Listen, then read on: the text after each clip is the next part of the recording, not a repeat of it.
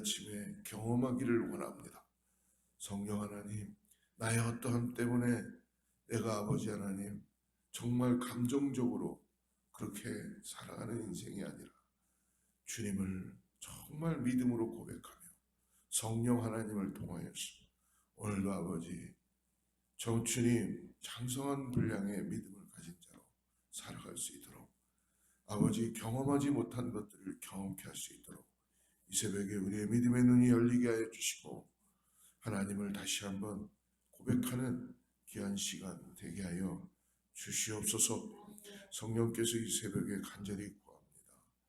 우리 안에 탄식하며 기도해 주시는 성령님, 특별히 육신의 어려움 때문에 아버지 병원에 있는 성도들을 불쌍히 보시고 아버지 그의 기도를 주님께서 응답하시고 그 영혼을 회복시켜 주시옵소서. 우리 가정의 자녀들을 주님 오늘 이 시간 우리를 변화시켜 주셨던 것처럼 변화시켜 주셔서 하나님께서 주님 우리 자녀들이 이 땅을 살아가는데 예수의 사랑을 깨닫고 예수 그리스도와 소망인 걸 깨닫고 나갈 수 있도록 도와주시옵소서. 하나님 성령 충만하지 못한 가정 자녀들 우리 성도들 오늘 성령의 충만을 받을 수 있도록 하나님 만나 주시고 계기가 되게 하여 주시고 역사하여 주시옵소서. 고난과 아픔과 고통과 그리고 어려움과 낙심과 그리고 불안과 아버지 하나님 고민하며 힘들어하며 있는 그런 성도가 있다면 찾아가시고 오늘도 은혜로 덮어주셔서 일으켜주시고 주님 앞에 나와 예배하며 찬양할 수 있도록 역사하여 주시옵소서. 예수님의 이름으로 간절히 기도드립니다. 오늘은 마태복음 3장 11절부터 우리 17절까지만 같이 보겠습니다. 마태복음 3장 11절에서 17절까지의 말씀을 같이 합독합니다. 나는 너희로 회개하게 하기 위하여 물로 세례를 베풀거니와 내 뒤에 오시는 이는 나보다 능력이 많으시니 그의 신을 들기도 감당하지 못하겠노라.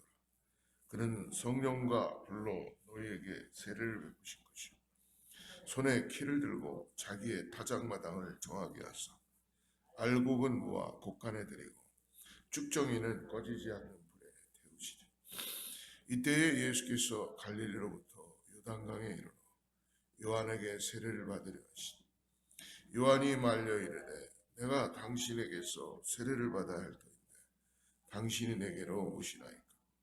예수께서 대답하여 이르시되 이제 허락하라. 우리가 이와 같이 하여 모든 의를 이루는 것이 합당하니라 하시니 이에 요한이 허락하는지라.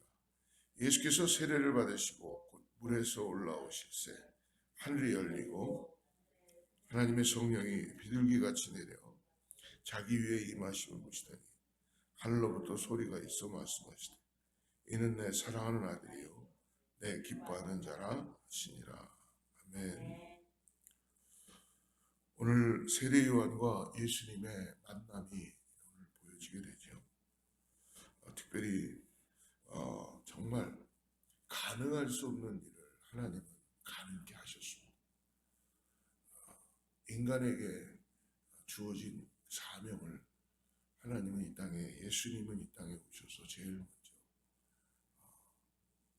요한에게 세례를 베푸시는 것을 받게 되죠. 하나님은 죄가 없으신 분이십니다. 예수님은 죄가 없으신 분이시죠. 오늘 세례를 받으십니다. 얼마나 겸손하시고 놀라우신 분인지 모르겠습니다. 하나님의 계획과 하나님의 뜻을 우리가 다 알 수는 없습니다. 그러나 하나님의 말씀을 통하여서 우리를 만나 주실 때 우리는 아멘으로 화답할 수 있는 것 같습니다. 오늘 하나님께서 오늘 말씀을 통하여서 예수님의 세례의 현장에서 특별히 구원의 역사를 이제 시작하는 것을 보게 되는데요. 세례에도 오늘 11절 말씀을 한번 다시 한번 보겠습니다. 몇 가지의 종류가 나오죠. 나는 너희로 회개하게 하기 위하여 물로 세례를 베풀거니와 내 뒤에 오시는 이는 나보다 능력이 많으시니 나는 그의 신을 들기도 감당하지 못하리라.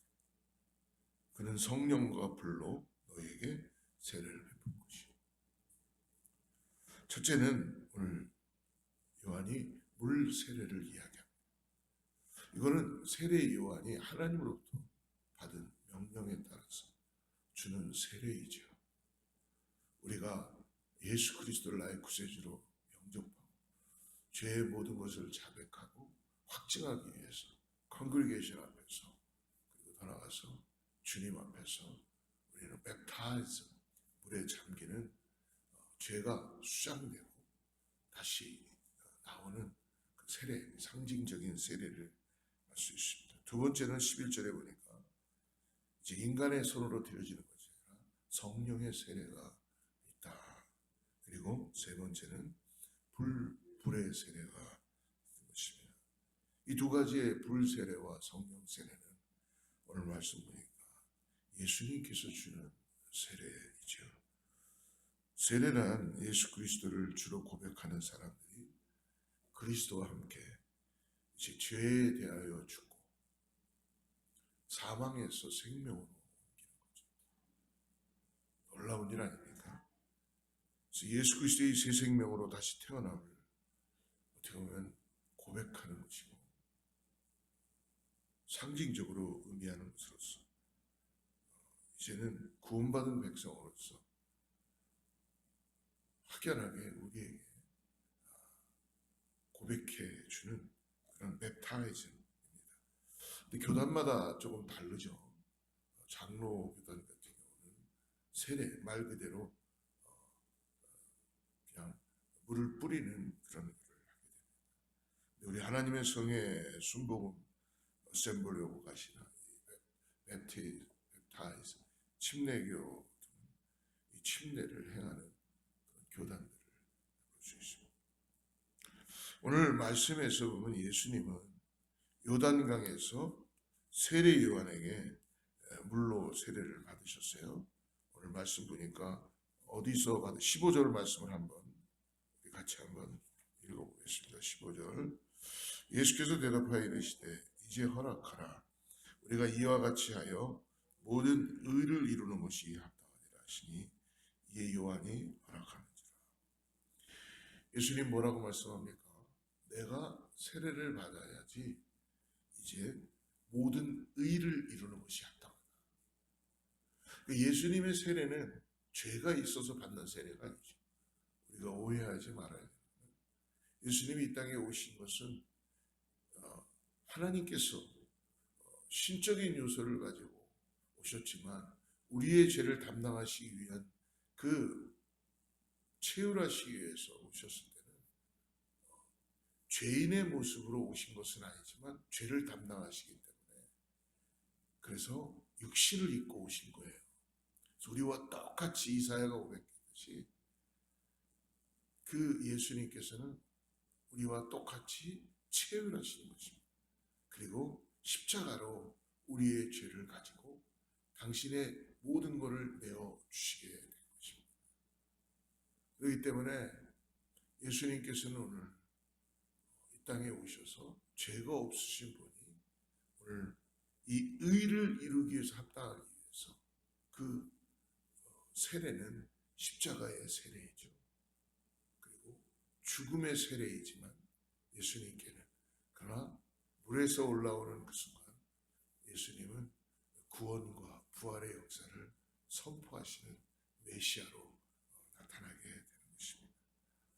이 물의 세례는 두 가지 의미가 있습니다. 12절 말씀을 같이 한번 보겠습니다. 손에 키를 들고 자기의 타작마당을 정하게 하사 알곡은 모아 곳간에 들이고 쭉정이는 꺼지지 않는 불에 태우시리라. 그러니까 이 알곡과 쭉정이를 분리해서 곳간에 꺼지지 않는 불에 태우는 알과 같은 것 무엇입니까? 불신자들이 예수님을 부인하고 하나님을 부인하고 이제 마지막 심판 때에 임할 그 불의 심판을 말씀하시는 겁니다. 두 번째는 예수님께서 제자들에게 예루살렘을 떠나지 말고 너희들은 내가 약속한 하나님의 거룩한 성령이시죠. 그럴 때 마가의 다락방에 120문도가 예수님이 곧 오실 줄 알았죠. 그러나 직접 눈으로 보았기 때문에. 그러나 예수님은 오시지 않고 마가의 다락방에 기도하는 그 무리 속에 하나님은 이제 성령의 시대를 열기 시작하셨죠. 이전에는 예수님이 계시는 동안, 공생의 동안에는 예수님이 육신이 있는 곳에서 하나님의 역사를 이루셨지만 이제는 성령께서 불처럼 바람처럼 각각의 머리에 임하시는 바로 그 불의 혀들과 같은 의미로 성도들을 정결케 하고 구원의 확신을 믿음으로 고백하며 이 땅에서 하나님의 나라의 소망을 가지고 나아가는, 정말 더 이상 신앙이, 내가 믿고 있는 예수 그리스도가 헬라인에게는 미련한 것이요 유대인에게는 부끄러운 것, 유대인에게는 미련한 것이요 헬라인에게는 미련한 것이요 유대인에게는 부끄러운 것이 되는 것은 우리 그리스도인들에게는 하나님의 능력이라. 할렐루야. 십자가가 능력이 되는 역사를 경험하게 해주는, 그거를 증거해 주시는 분이 성령이십니다. 성령께서 이 땅에 불의 혀처럼 오셔서 구원받은 우리가 이 땅에서 억울하지 않도록 확증해 주시는 거예요. 계속 네가 구원받았어, 네가 이 땅을 살면서 이제는 죄인으로 살지 않아 라는 그것을 계속 우리에게 확증해 주는데, 성령께서 이 땅에 오신 가장 중요한 건 뭐예요? 우리에게 은사를 주시고 우리를 변화시키시는 능력도 있지만 보혜사로 우리 안에 변화하시고 신앙의 길을, 성화의 과정을 걸어가게 하시는 은혜를 주시지만 가장 중요한 것은 예수 그리스도를 떠나지 않도록 하는 거예요. 예수 그리스도가 진리다. 그래서 진리의 영으로 오시게 된 거죠. 성령이 아니고서는 예수를 주라고 고백할 수 없는 그 은혜를 우리에게 허락해 주십니다.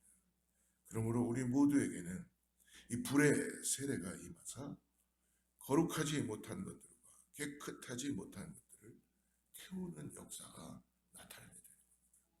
죄를 태우시고 우리의 이 땅을 살아가면서 우리의 모든 잘못된 것들을 성령은 우리를 다 태우시며 다시 정결케 하시고 새롭게 해주십니다. 할렐루야. 오늘 그러므로 깊이 묵상해 보고 싶은 것은 이 성령의 세례입니다. 지금까지도 신앙생활을 하면서 성령에 대하여 우리가 얼마나 많은 것들을 배우고 많은 것들을 들었습니다. 그러나 중요한 것은 내가 매일매일 성령님과 함께 고백하고 이 성령의 세례를 통해서 오늘 몇 가지 현상을 나타내는 걸 볼 수 있습니다. 16절 말씀을 보십시오. 예수께서 세례를 받으시고 곧 물에서 올라오셨으니 하늘이 열리고 하나님의 성령이 비둘기같이 내려 자기 위에 임하심을 보시더니, 16절에 보니까 첫 번째로 예수님께서 세례를 받으시고 물에서 올라오실 때 어떤 일이 벌어졌다고요? 하늘이 열렸대. 그리고 두 번째는 하나님의 성령이 비둘기같이 내려 예수님 위에 임하셨다고 합니다. 그리고 17절 말씀 보십시오.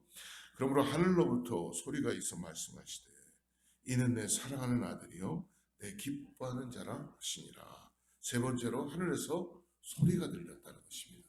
어떤 소리입니까? 내 사랑하는 아들이요 내 기뻐하는 자라. 할렐루야. 사랑하는 여러분, 예수님께서 겸손히 당신의 모든 것들을 다 내려놓고 세례를 받으셨을 때 오늘 성경은 우리가 경험하지 못하는 것들을 말씀해 주셨어요. 뭐라 그래요? 하늘이 열렸다고 합니다. 이 말씀을 계속 묵상하면서 우리에게 이런 경험을 실질적으로 어떻게 표현해야 될지 잘 모르겠습니다. 근데 하늘이 열린 것을 제가 이렇게 실질적으로 하늘이 막 열리는 것들을 경험한 적은 없습니다. 그래서 이게 도대체 무슨 뜻인지 고민하게 되고 그리고 경험하고 싶어서 기도하게 되는 그런 것을 보게 되었습니다. 성경에 보니까 사도행전에서 스데반 집사님이 돌로 맞기 전에 하나님의 그 보호자를 보면서 하늘이 열리는 역사를 경험하게 되죠.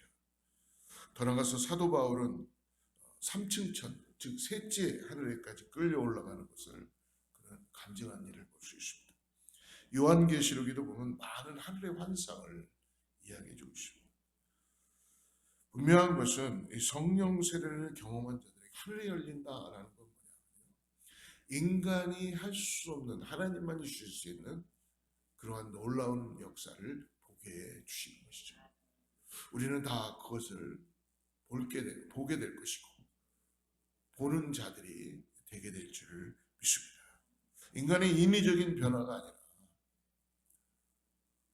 인간의 어떤 감정적인 신앙이 아니라 정말 성령께서 우리 가운데 함께 해주셔서 하나님의 인정하심에 대한 확증이 하늘이 열리는 그 놀라운 역사가 보여지게 된다는 것입니다. 사랑하는 여러분, 오늘 우리의 간절한 소망은 사랑의 주님, 나도 하늘이 열리는 그런 경험을 하게 해주시옵소서.